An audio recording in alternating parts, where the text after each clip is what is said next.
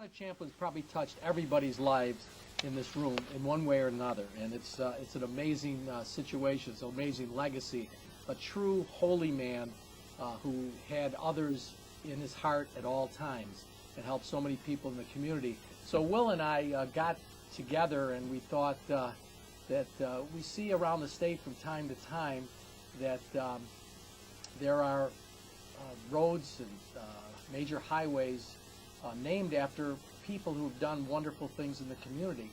And quite frankly, there's no one more deserving than Father Champlin. So we got together, and it's not an easy thing because it's to get a bill to name someone and to get it passed into law, to name a road or a major highway after somebody, or else it would be done all the time for everybody because there's a lot of good people. But Father Champlin was special. And when I talk about the different people that are here from different organizations, I think probably the most important people are the family members. And Father's sister and her husband, Nancy and David Crease, are here. They're the owners of Smorls Restaurant. So in addition to coming to the in-between, go to Smorls.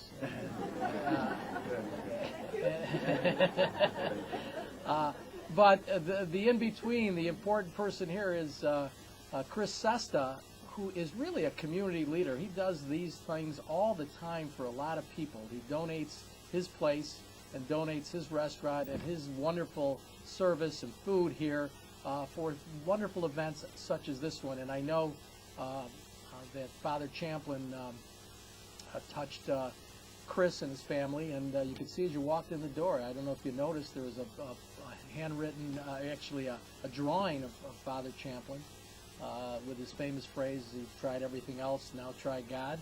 It's right in the front vestibule. So Father has had his hand in many, many people's lives. Other people that we should thank that are here are Carl Ford, the regional director for the New York State Department of Transportation. This is no small event to try to get everything coordinated to make this happen. But we're going to unveil the road sign shortly, immediately after our news conference, to make it a safe unveiling and to do the administrative things that have to be done in order to make sure that this sign is not only placed properly, placed safely, but also maintained properly. Obviously, to have a safe unveiling and to have this work the way it should, we have the Camillus Police Department here, the Police Chief Thomas Wynn and Captain Steve Rotuno also playing a major role in what has to be done here. We passed the bill, but they got to go do all the work to implement it. The Guardian Angel Society, which is a great society that Father had formed in order to help schools here, especially his cathedral school, now merged with Our Lady of Pompeii. They're here today to honor Father and to be part of this special day.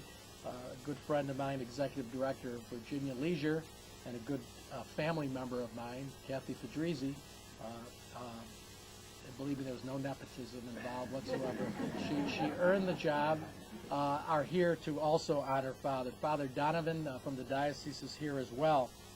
And so all the people that are here and all the friends, we're very happy that you could be here to honor a special, special man who's a pastor of 3 churches, the rector at Cathedral, and performed so many marriages and so many ceremonies for so many people, and moved all of us. So today is a happy day. We'll always remember Father, all of us will, but even generations to come, when they travel this highway, they will see his name and ask, well, who was Father Champlin? And it will give all us the opportunity to tell them about him and to keep his memory alive forever. So thank you all for coming. We're very proud to do this, and Will also would like to say a few words about this very special event. Thank you, Senator, and it certainly is a pleasure and honor for me to be here this morning. You know, you do a lot of stuff in politics, and not all of it's fun, but it's really a great honor to be able to recognize someone of the character and standing that Father Champlin was. As you all know, and the Senator mentioned a little bit of what he's done, he had the Guardian Angel Society, $2 million he raised for that society, and that's a pretty incredible number. And as a result, he won the President Volunteer Service Award. I think that was back, what, a decade or so ago. So really very impressive. He had wrote over 50 books, and this one really jumped out at me. 20 million of those books, or copies of those books, are in print now all over throughout the world, not just in the United States, but throughout the whole world.